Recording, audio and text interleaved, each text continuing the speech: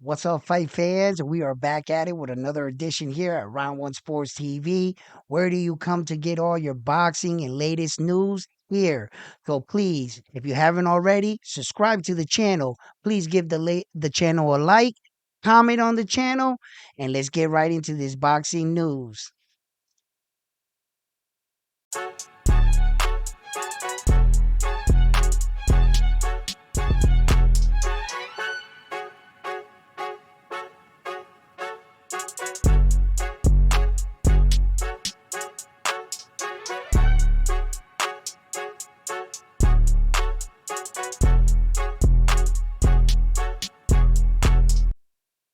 So what's up, fight fans? So let's talk about it. All the things that are happening in the world of boxing, some of the top and hottest stories in boxing, and some of the biggest matchups soon to come. So right now we have the return of Saul Canelo Alvarez, September 14th, and he's going to be going against Edgar Berlanga. Now, a lot of people are counting Edgar Berlanga out in this fight. I give him a puncher's chance. um, you never know in the sport of boxing when one punch can actually change the outcome of a fight. So as long as you have that Edgar Berlanga, he his first 16 fight he won by first round knockout.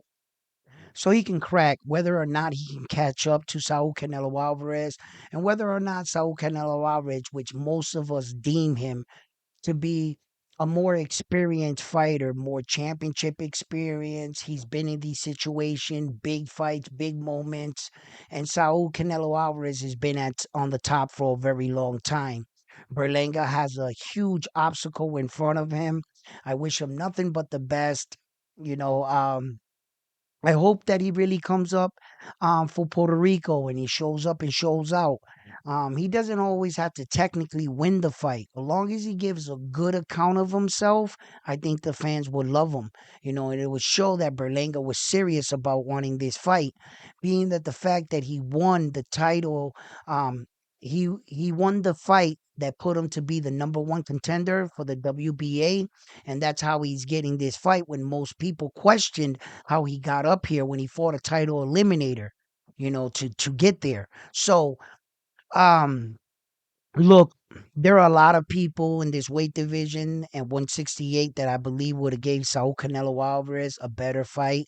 The number one guy is David the Monster Benavidez, but also Schofield. There were a lot of guys at 168 that could have presented I think, which would have been a better challenge. But sometimes we've seen this, even with the Terrence Crawford and Ismail fight, where that you saw because of the fact that it was Terrence Crawford and that name came across the table, it brought the best out of Israel. He left nothing in training, no stone unturned. You see? And because of the fact that this is Saul Canelo Alvarez, and this is perhaps the biggest fight in Berlanga's career up to date, maybe he might just give it that extra mile. Maybe we might see something out of him we haven't seen in quite some time. And maybe that fighter that he's talking about will show up and time will tell. Also on that card, there were a lot of interesting add ons onto the card. Caleb Plant, he's fighting Trevor. He's 28 and 0 with 21 knockouts. Plant's making his ring return as well as another guy on that card I want to see is Eric Price for Japan. He's an American Japan fighter. And I think that um, he's gonna be a top prospect. He's gonna move himself right up into contenders. He keeps up. He's not ranked right now under any of the major sanctioning bodies, but I would like to see what he looks like there. There's a lot of opportunity at the 160 pound weight division. There's a lot. So we're gonna see. Seeing that the fact that like for instance, if you was to break down every weight division from the heavyweight weight division, right? Like Usyk, he reigns supreme. He also owns the Ringside Magazine with three other belts. They recently stripped him of the IBS and gave it to Dubois. But there's always, your the guys that are in hunt, that are trying to chase him to get that title big fight against Usyk. Fury's leading the way. Even though he loses, for the first time for the WBC, he's still the number one ranked opponent for the WBC. It's crazy. Um, Fighters like Subriel Matias lost for the IBF, and he's now currently being ranked number 6 in the IBF.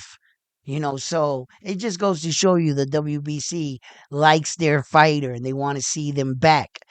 Being the fact there was a rematch clause too, which probably would have placed him at the WBC, and he cleared out everybody else.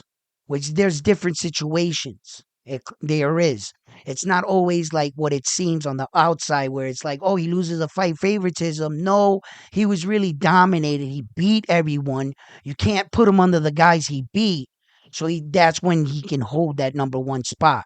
You see, where that there was guys that Subriel did not beat that they put in front of him. Like Regis Progress, Richard Hitchinson. And although I don't think that those guys can beat him, he hasn't beaten them yet, and they're in the ranking for the IBF at 140 pounds. You see, and that's what it dropped them down so low. And we'll talk about that. So, there's always your usual suspects looking to fight for the heavyweight championship. You always got Joshua in the mix, Parker, Zhang, just to name a few.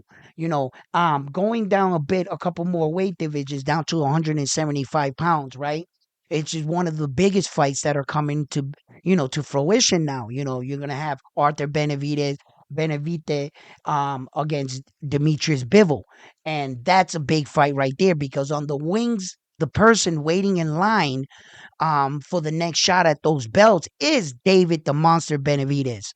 Um, and a lot of us thought that he did good at the 175-pound weight division, but you could see he still needs more work to get acclimated correctly to the division. These are bigger guys. His gas tank got to be utilized, and he's not really moving the way he used to move at 168. Now, rumors are saying that he does want to go back down to 168 and potential once again chase Saul Canelo Alvarez with this fight. And the Saudi Prince, it seems like Saul and the Saudi Prince have been going at it back and forth on social media. And I guess the Saudi Prince doesn't like how Saul answers to him. Saul beats to his own drum. And the Saudi Prince is saying, I'm the Saudi Prince. When I call you, answer my call. You see what I'm saying? And Saul is like telling him, no, at first he's acting like he wants to do business. Then when the Saudi Prince is putting that pressure of a contract, now he doesn't want to answer the phone. Now he's concentrating on Edgar Berlanga. So the Saudi Prince basically told him in the nicest way possible, go fuck yourself. Boxing doesn't surround around you, Saul Canelo Alvarez, and we'll just be fine. We'll just go look for another main event. You should have took the offer I offered you. But in a way, I kind of respect what Saul Canelo Alvarez did. And the Saudi Prince is starting to learn the hard way. Don't negotiate fights with fighters that got a fight in front of them.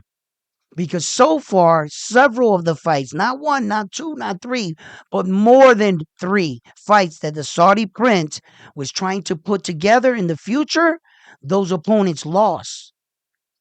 Anderson, Big Baby, Dante Wilder, just to name a few, that he was trying to put some fights together, and the guy ended up losing. Yeah, so the Saudi Prince has to understand that when a fighter has a fight scheduled, to wait for that, to see where he lands. He has to win that fight. The minute he wins that fight, then I believe you should start to go into negotiation. Don't talk to Saul about all this money in a potential fight while he's leading into going into a big fight for himself, which a lot of fight fans say that on that night that fight is going to struggle, in fact, because he's going to be going up against the UFC and the new Spear. And who's flipping the bill for that? You got it, Turkey Al. So there's going to be an amazing night, and he's putting that against Saul Canelo Alvarez. And I think it's one of those, one of those things. It's, guys with money, it is what it is. But um, you got also the return of Ortiz. And what do you guys think about Ortiz's opponent now? I further looked up his opponent. No, his opponent's looking solid. They might have messed up. They might have messed up in a sense. Ortiz and his team. I believe they might have messed up. Because I believe that he's gonna come into this fight well prepared.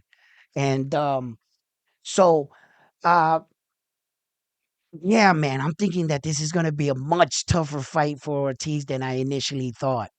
Yeah. Yeah, this is a good fight right here. And the fighters that are gonna be on the card, let's talk about it. You got the return of Danny Swift Hands Garcia, right? Right, and I gotta tell you, uh, Lenara, uh, Laura, right? He's getting up there in age, man. He really is. He's the WBA champion. And I believe at one point in time, when he fought Saul Canelo Alvarez, I think Laura beat him, bro. If I'm being perfectly honest, I think Laura outboxed him. He beat him. But unfortunately, they gave the fight to Saul Canelo Alvarez. You know, Danny's coming up to fight at 160 pounds here. Ring rust is a real thing. And when when you think about this fight, it kind of makes sense on paper. Laura's not a spring chicken, and then Danny's name, so when you want to build a fight, when you want to build a fight, sometimes, you got to look at it for what it is. Laura's a great fighter. He's good, but he's already on the tail end of his career. Danny wants to make a ring return. He has a good name. So it goes to show you what you do in the sport and what kind of name you build for your sport. If you decide to take some time off, that if you was a fan pleasing and the people loved you, you can come in and jump over people and just right away challenge for the belt. And some fighters may view this as favoritism, corruption in the sport, but in a way, you could see where where the matchmakings are coming from when they're putting a fight like this such together. So I get it. I understand. I actually like it. I actually like it. I've never seen Danny at 160 though. I don't know how he's gonna do. These fighters in their head, they take on so much and they believe just because they was once a fighter like that or they fight in a certain weight division, they can just move up and no, it'll be easy, blah, blah, until they get in there and realize they're in quicksand. Their body's not responding they once did at a lower weight division, at their natural weight division. And it's a rude awakening at a bad moment. You're already in the ring. And that's not a good place to find that out. You understand? So, yeah, fight fans, we have a lot of interesting fights coming up. I just wanted to drop a video and touch up on some of the fights. I will be going live stream on Sunday. I recently came into a situation, so it was for a week, in fact. So it was from Sunday to Sunday. So after the fights, please join me. I'll be live streaming, and then we're gonna kick off the new week from Monday on. We have a lot of interesting boxing ahead of us. Please stick with us. Please like the videos, comment on the videos, and when you comment on the videos, it helps to push it through the algorithm. So I really need your support to build and grow this channel. And if you want to see more of me, please like the videos. So, fight fans, I'm on to the next one after this one here at Round One Sports Talk. Peace.